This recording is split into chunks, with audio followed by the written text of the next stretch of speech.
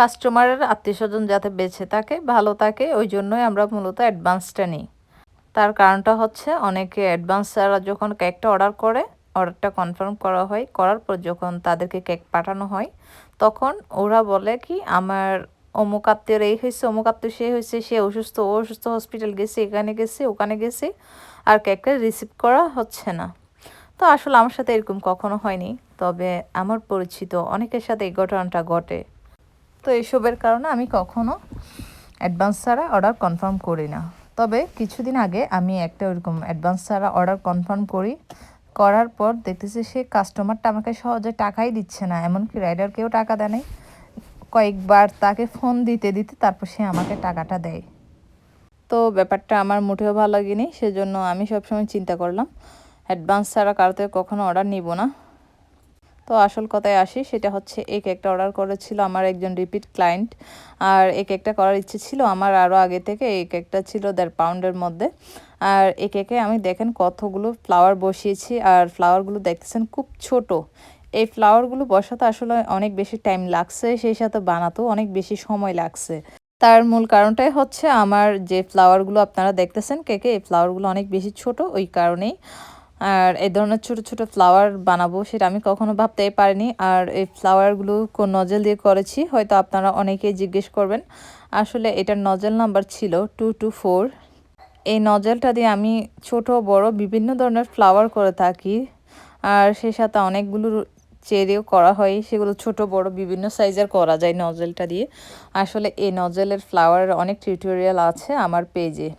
তো এই কেকটা আমার পার্সোনালি অনেক বেশি সুন্দর লাগে, তার কারণটা হচ্ছে এই ছোট ছোট ফ্লাওয়ারগুলোর জন্যই। আর প্যালেট নাইফের কাজ কেন জানি আমার অনেক বেশি ভালো লাগে। প্যালেট নাইফ দিয়ে যখন আমি পাতাগুলো তৈরি করি তখন আমার এত বেশি সুন্দর লাগে কেকগুলো, যা বলার বাইরে।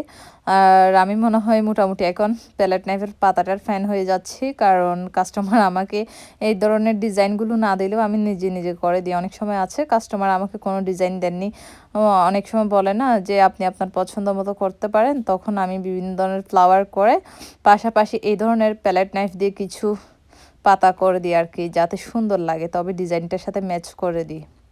আর যখন আপনি প্যালেট নাইফের কাজ করবেন কেকে, তখন একটা জিনিস খেয়াল রাখবেন, সেটা হচ্ছে কেকটা ভালোভাবে ফ্রিজিং করবেন।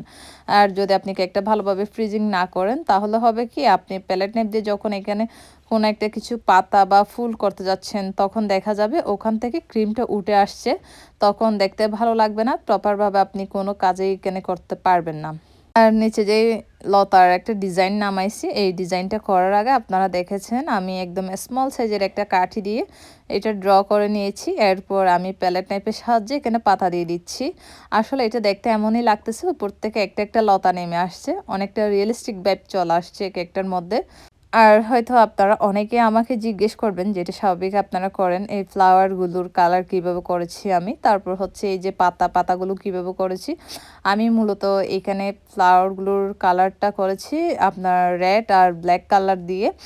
আর যেখানে পাতাগুলো দেখতেছেন এগুলো আমি সেমভাবে করেছি গ্রিন কালার, আর গ্রিন কালারের সাথে সামান্য একটু করে ব্ল্যাক। আর ব্ল্যাক কখনো অনেক বেশি দেওয়া যাবে না, এই ফ্লাওয়ার ক্ষেত্রেও না, পাতার ক্ষেত্রেও না।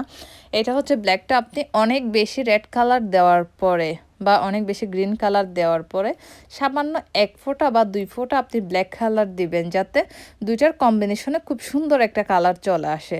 আর যদি আপনি ব্ল্যাক কালারটা বেশি দেন তাহলে কখনোই কালারটা ভালো আসবে না। আমার ফ্লাওয়ারগুলো দেখে আপনারা বুঝতেছেন এখানে খুব একটা ব্ল্যাক ব্ল্যাক একটা ভাব আসতেছে, যার কারণে একটা রিয়েলিস্টিক লাগতেছে। তো এই তো আমার কেকটা প্রায় একদম রেডি। আর এই কেকটা আমার নিজের অনেক বেশি ভালো লেগেছে। আপনাদের কেমন লেগেছে অবশ্যই জানাবেন। ধন্যবাদ ভিডিওটা দেখার জন্য।